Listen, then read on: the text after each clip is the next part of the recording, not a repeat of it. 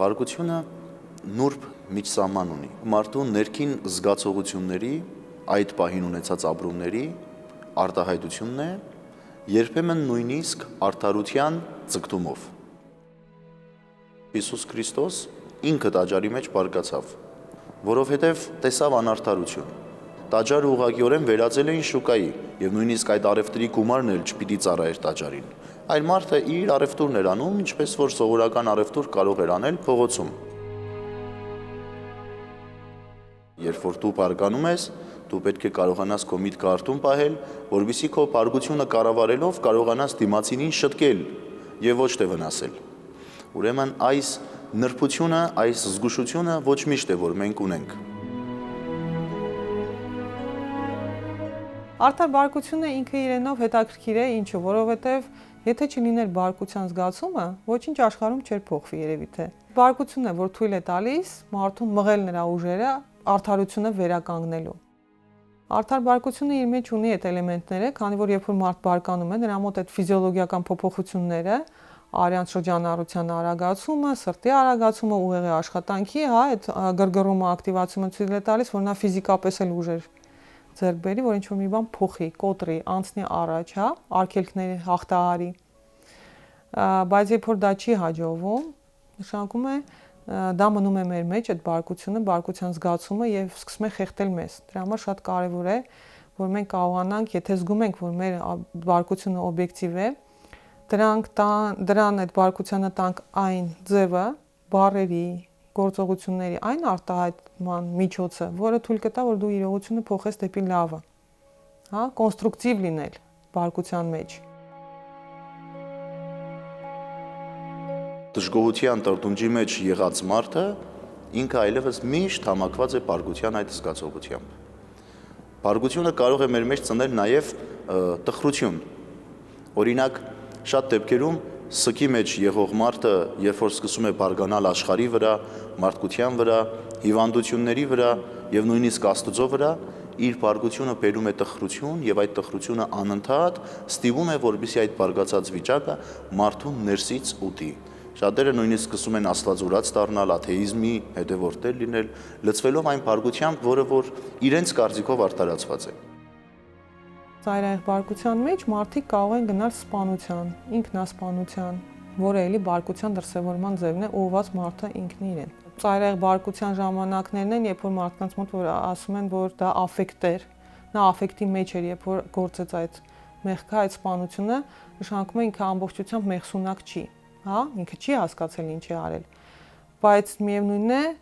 մենք մարդուն ամբողջությամբ չենք ազատում պատժից, չէ, որովհետև ի վերջո մարդը պիտի ինչ-որ չափով գիտակցի ինքը իր հոգեվիճակը պահի սահմանների մեջ եւ մենք մեր եթե նույնիսկ ամենաարդար բարկությունը թողենք անսանց, չվերաբերվենք դրան պատասխանատվությամբ, մենք կարող ենք դրան սխալների բերի։ Հակառակ դեպքում շատ լավ է, որ արդարությունը վերականգնելու համար անպայման պետք է բարկություն ունենալ։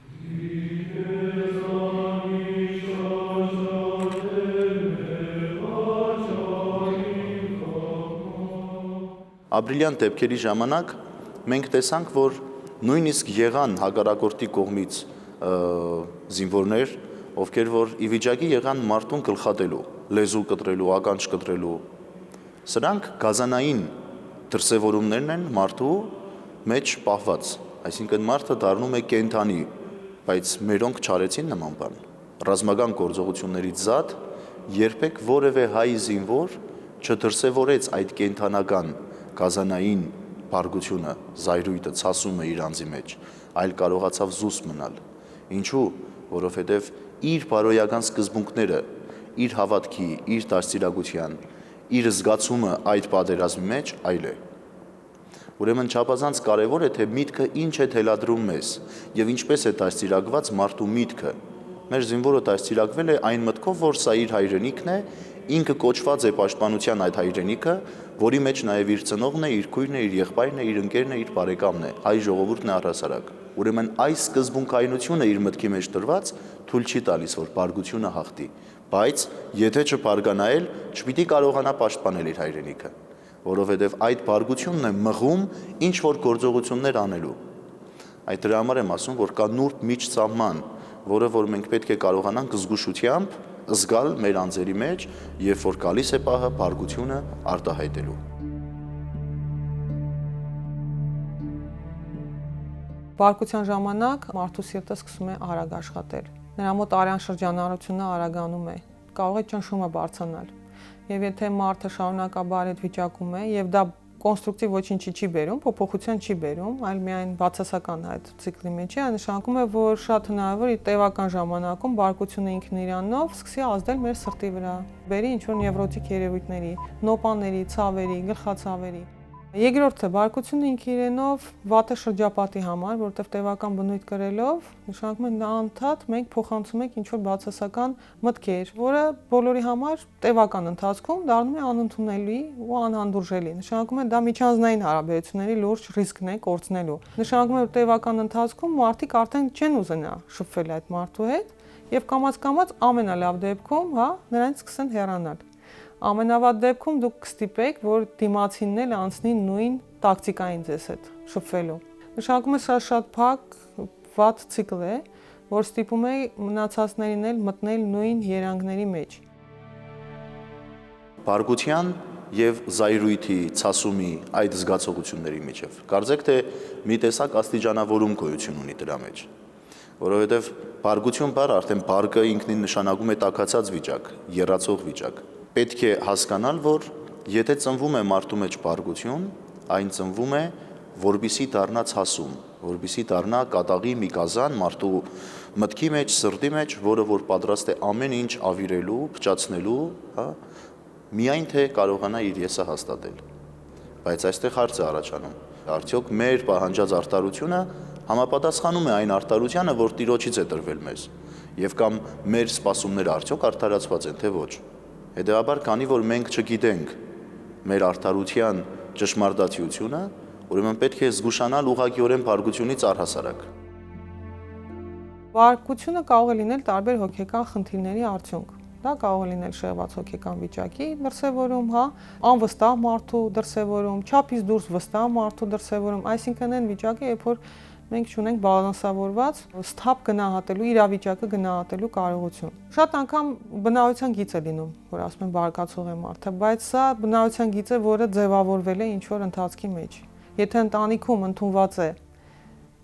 միմյանց հետ շփվել բարձր ձայնով, գոռգոռալով, կոպտելով, ապա շատ մեծ հավանականությամբ այդ ընտանիքում մեծացած երեխան կընդօրինակի եւ կվերցնի այդ գիծը։ Եվ կշարունակի նույնը իր կյանքում, իր ընտանիքում եւ այլն։ Վերջերս մեկի հետ զրույցի ժամանակ ասաց, որ ինքը զայրանում է, երբ որ տեսնում է իր կողքինը, իր հետևի նստած անձը տրանսպորտի մեջ, երթուղայինի մեջ ծամոն է ծամում։ Եվ ասում է չեմ դիմանում, ուղղակիորեն պորտքում եմ։ Տեսեք, անշուշտ իր պահանջը արդար է, որպեսզի իր կողքը եղող մարդը ավելի զուսպ լինի այդ ծամոնը ծամելու process-ի մեջ։ Բայց իր պորտկումը անարդար է, որովհետև այդ կողքինը չունի այդ ընկալելու մակարդակը, որ արդարացնի իր մեջ դիմացինի դիտողությունը։ Ուրեմն շատ կարևոր է հասկանալ մակարդակի բարձրությունը ինչքան է։ Մարդը կարող է այնքան ընկած մակարդակ ունենալ բարոյական սկզբունքների մեջ, որ դու ուզում ես ամբողջ մի օր բարգացի, միևնույնն է, չես կարող որևէ լուծում տաս։ Դու այստեղ ես բարգանում, ինքը այստեղ է հասկանում։ Ուրեմն պետք է բարգանալուց առաջ հասկանալ դիմացինը ով է։ Օրհնյալ մեր Հիսուս Քրիստոս ամեն, Հայր մեր, որ երգինս Սուրբ Եղեցի անուն քո։ Երբ որ մարդը զգում է, որ ինքը սկսում է բարգանալ, ինքը պետք է մի բան լուր մնա։ Ինքը չի կորցնելու իր արտահայտվելու հնարավորությունը։ Ինքը չի կորցնելու արդարությունը փնտրելու հնարավորությունը։ Այդ պահին վարգյաններ լռությունը կարող է հաղթահարել իր մեջ բարկությունը եւ թույլ տալ մտքին ամբողջությամբ տարածվելու, ամբողջությամբ բացվելու եւ լուսավոր վիճակի մեջ մնալու։ Բարդ է անընդհատ մտնել մարդու դրության մեջ եւ ընդունել այդ մարդուն, որ ասել է ինքը խնդիր ունի, եկեք հանդուրժենք։ Պետք է օգնել մարդուն, որ ինքը հասկանա, երբ այն սահմանը գալիս, որ ինքը հիմա պատրաստ է բարկանալու, ինչ որ մի քայլի դիմելու, ֆիզիկական, հոգեբանական ագրեսիա ցույց տալու, բառով, խոսքով կամ գործողությամբ, եւ նրան տեղեկացնելու, որ հիմա այս են պահն է, խնդրում ենք չթափվի, փորձի քեզ տիրապետել, կանգնի շունչար, միջև 10 հաշվի, Այն հոգեբանական միջոցներն են, որ թույլ տան, որ մարդը այդ պահին կենտրոնանա ինքը իր վարքի վրա եւ իր կամքի ուժով փորձի ինքը իրեն զսպի։ Որևէ մեղքի դեմ կանգնելու համար մենք պետք է գնանք մինչև արմատները այդ մեղքի։ Անշուշտ բարգությունը առանձնակի մեղք չէ, որ ուղղակիորեն մարդու մեջ ծնվում է եւ իր արտահայտությունն է գտնում։ Բարգությունը մի քանի մեղքերի հետևանք է։ Մարդը կարող է ասել, որ Տեր այր, ես բոլոր տեսակի մեղքերից հրաժարվել եմ, բայց բարգության մեղքը շարունակում է ինձ ուտել։ Ուրեմն ինքն իրեն խաբում է, որովհետև եթե մի մեղք անգամ գոյություն ունի մարդու մարմնի մեջ, նշանակում է մյուս մեղքերի պոտենցիալ ներկայությունը դարձել է զգալի, շոշափելի։ Ուրեմն բարգացող մարդը ունի նախընթաց խնդիրներ, ունի խնդիրներ, որոնք որ պետք է փորել, եւ գտնել, եւ երբ որ այդ արմատն ես վերացնում, ինքը նաեւ վերացնում է բարգության հետևանքը մարդկային կյանքի մեջ։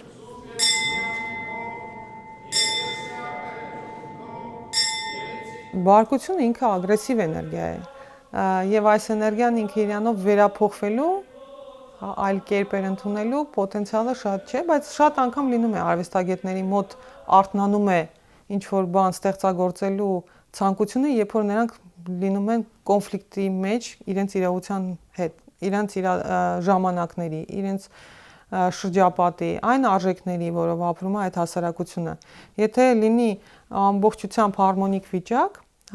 մարդուն ոչինչ չի ստիպի, որ ինքը փոխվի կամ փոխի իր շրջապատը։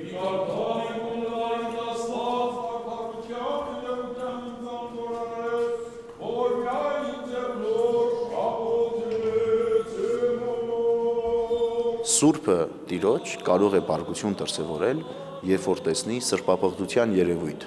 եւ իր բարգությամբ դաստիարակության կոչի դիմացինին շտկի եւ կարողանա դարձնել այնպիսին, ինչպիսին որ Աստված ուզում էր տեսնել։ Բայց ցավոք սրտի մենք արս հասարակ մարդիկ, ովքեր որ կենցաղային բազմաթիվ ելևէջումների մեջ լցված ենք նաեւ մեղավոր ընթացքով, մենք չենք կարող այդ արտարության զգացողությունը ճիշտ պահել մեր մեջ։ Հետևաբար բարգությունը մեզ դարձնում է ավելի խոցելի, մեզ համար դառնում է վնասատու եւ մենք այլևս շեղվում ենք ճշմարիտը տեսնելու եւ գիտակցելու ճանապարհից։ Հիսուս Քրիստոսն ասում է իմ խաղաղությունն եմ տալիս ձեզ, թողնում ձեզ, ոչ այնպես ինչպես որ աշխարհն է տալիս։ Աշխարհի տված խաղաղությունը դա իրավիճակից բխող խաղաղություն է։ Այսինքն կա մի կարգավիճակ, որտեղ որ մարդը կուշտ է, տաք է եւ հանգիստ է, աշխատանք ունի, անկախ ամեն ինչից, նա կխաղաղվի։ Բայց հենց որ կերակուրը մի քիչ պակասի, կամ ասենք թե իր տեղը սառը լինի, ինքը պիտի բարկանա։ Այդ խաղաղությունը խաբուսիկ է, աշխարհային խաղաղություն է եւ պայմանավորված է աշխարհային բարիքներով։ Իսկ Տեր Հիսուս Քրիստոսի տված խաղաղությունը ինքը հավիտենական խաղաղություն է, որովհետեւ պայմանավորված է Աստծո ներկայությամբ։ Յուրաքանչյուր քրիստոնյայի պարտականություն է նաև աղոթքը, այն զորությունը, որ տալիս է աղոթքը, որտեղ նա մշտական հաղորդակցություն է Աստծո հետ։ Եթե միշտ ես քայլում եմ Աստծո հետ, եթե միշտ ես շփվում եմ Աստծո հետ, նույնիսկ եթե բարգությունը, մեղքը գա ինձ մոտենալու, ինքը գնալու է ինձանից, փախնելու է ինձանից։ Եթե Ադամն ու Եվան հասկանային դրախտում, որ իրենց շահը Աստծո հետ լինելն է, իրենք չէին թաքնվի Տիրոջից։ Ուրեմն մենք եթե հասկանանք, որ մեր շահը նախ եւ առաջ այս կյանքում Աստծո հետ լինելն է, մենք չենք թաքնվի մեղքի, որևէ կաղապարի, ինչ որ մի վիճակի մեջ մարդկային։ Ուրեմն Աստվածային ներկայությունն է, որ մեզ աղոթքի միջոցով միշտ կարողանում է արթուն պահել մեր միտքը։ Իսկ միտքը արթուն է միայն Տեր Հիսուս Քրիստոսի ներկայությամբ։ Ուրեմն յուրաքանչյուր մեղք դիմակայվում եւ հաղթահարվում է Աստվածային ներկայությամբ եւ Աստծո օգնականությամբ։